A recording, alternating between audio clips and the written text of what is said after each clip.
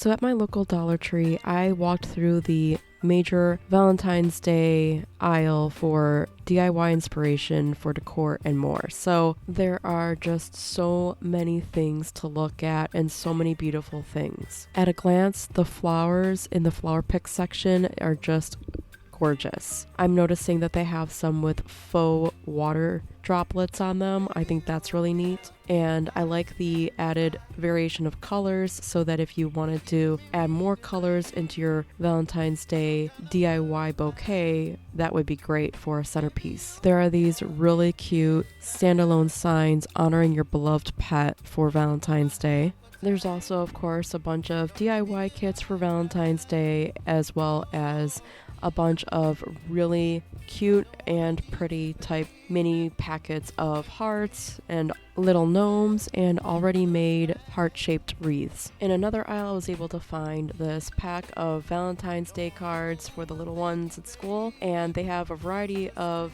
different ones that I thought were cool. My favorite was the Star Wars theme with baby Grogu. Super cute. You also, of course, have a whole wall full of various types of wall decor that you could hang in your own place. No need to DIY. And just in case red is not your color, Dollar Tree has you covered with other alternatives.